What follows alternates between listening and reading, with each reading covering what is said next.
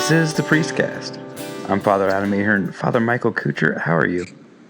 I am very blessed, Father Ahern, and I am very, very blessed. What are you doing right now? Father Ahern, I am talking to you, and we are having a beautiful conversation. You're driving. And You're driving to go meet with some young men who are considering the priesthood, right? I am. I don't want people thinking I'm driving while doing the podcast. Well, that's okay. Like, because this is important and vital work, and I mean, like you just told me you're on your way to meet with 3 separate young men who are considering the priesthood. That is correct. Which I just think is awesome. I love the fact that that there's people out, but like you do this type of work. You run around and like you say hi. You're out there meeting guys who are considering the priesthood, and it's not like it's not like there's one a month or just like few or far between or This is really the fruit, Father Ahern, of a lot of people's prayers and fastings. Primarily, it's a fruit of priests doing good work, being good examples, investing in young men.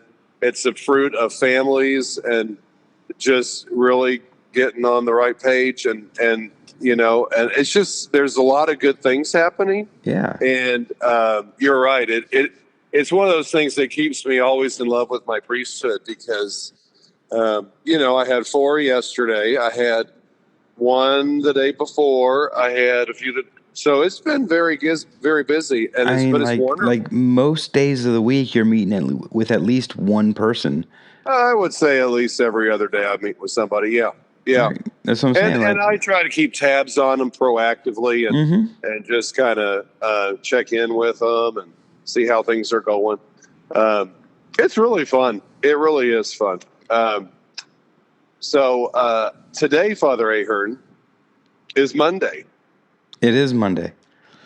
You and I are both on our way on a pilgrimage, aren't we? We are. We are both leaving today. I am leaving later today after a funeral and so many things. And we don't leave till 6:30 maybe is when the plane leaves. You leave a little earlier. I do. We fly out at 2:30. So. Yeah, it's good stuff. We're really excited. I'm really excited. Let's talk about briefly, Father Ahern, our where we're going. Where are you going? I am going on pilgrimage with 47 pilgrims, so there's 2 of us priests that are spearheading this beautiful thing, and the other is Father Jack Wright, parochial vicar at St. Louis. We're going to Medjugorje. And we are going to Rome, and we are going to Loreto, which is very close. So, nice. Rome. And so I'm super excited. Leaving today, this evening, and coming back on the 16th of October. Nice. Okay. And you? I am also leaving today and returning on the 16th, but I will be going to Fatima. And then through a couple spots in Spain, and on our way to Lourdes. So the 2 big ones, the 2 bookends, Fatima and Lourdes, with some other spots in the middle, hitting in Spain. So I'm really excited. I've never been to Fatima and Lourdes, and so this is either of them. No, neither one. No kidding. Kidding. So it's been quite the Marian year for me. Because over the summer I went to Guadalupe, and now I'm going to Fatima and Lourdes, and so it's just like it's been a really cool experience over the course of this year. I would say so. You have to go into the old church, the original church in Fatima. That's where you're going to find Saint Francisco and Saint Jacinta and Blessed Lucia. Is that where they're buried? They are, all 3 of them. That's amazing. Yeah. Yes, we will definitely. I will make sure that we do that. And then you got it. I'm sure you'll have mass out there and the location of the apparition. And it's really neat. I've been to Fatima twice, and I've been to Lourdes once.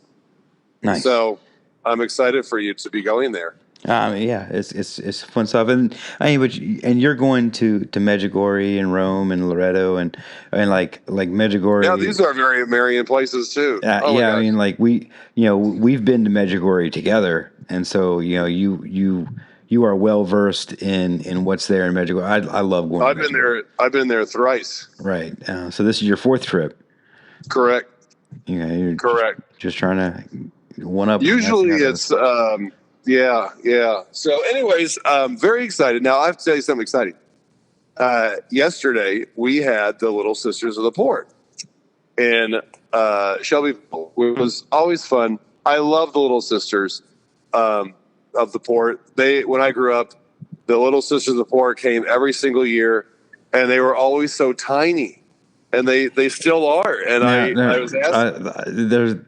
I always get these a little bit confused. No, the Little Sisters of the Poor, is that Mother Teresa's order? No, that's the Missionaries of Charity. Okay. So Little Sisters of the Poor, where are they Little from? Sisters of the Poor are from France, Father Ahern. Okay. They were founded by Saint Jean Gheon. And that's John not spelled like you would spell it because it's a woman. And J-U...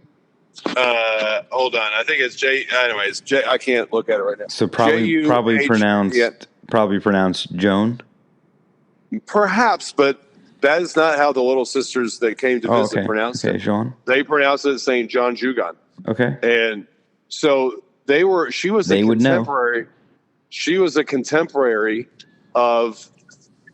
Whoops! Boy, I got something. Never mind. She was a contemporary of Saint John Vianney. Oh, wow. Like, did they know each other? Isn't that awesome? Did they know each other? The sources are not quite consistent on that. It's not clear whether they did or not. However, what we do know is that St. John Vianney was the confessor to a daughter house, because houses were popping up all over of the Little Sisters of the Poor. All over, and one of them popped up in Lyon. And so St. John Vianney became the confessor to those sisters and would go and hear their confessions like once a month or something. Well, get this. At the mother house, one of the sisters that was here yesterday, Sister Michael, she showed me a picture of the chair that is in their mother house, and it's in a glass container, and that's the chair that Father Vianney sat on when he would hear the confessions of the sisters. Oh, that's awesome. So not only all these things, but also he would send vocations to the Little Sisters frequently. And it's even in the Trochu's book that we're reading about. One time he came across this girl on the street, and he said, "You are destined to be a little sister of the poor." And she became one. She did. That's awesome. Final vows and everything. And Sister Michael was telling me yesterday, she said, please don't forget to send us vocations. She said, almost all of us were guided in our way to this way of life by a priest. And, we talked about religious the other day, and we can never underestimate, Father Ahern, the power that a priest has to guide a young woman to religious life. In the same way, we often think about guiding young men into the priesthood, but we can't forget about this important duty also.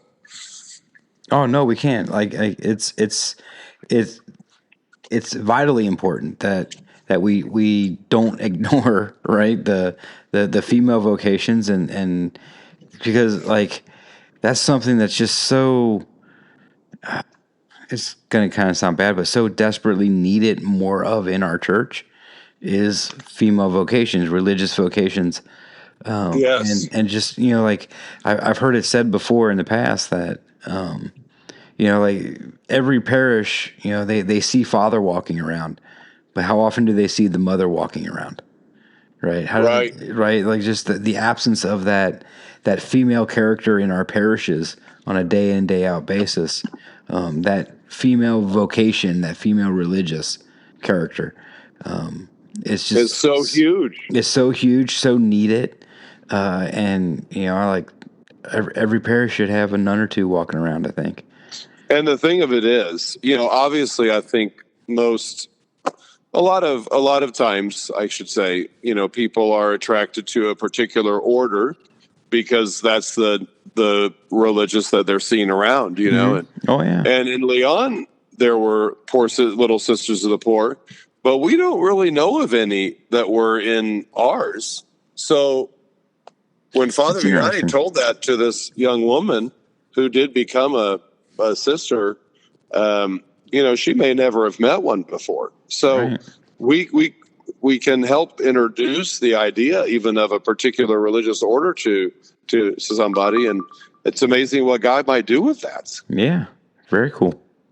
So the Little Sisters of the Poor, their charism, their apostolate is taking care of the elderly, and particularly the elderly sick, the elderly infirm, the elderly poor.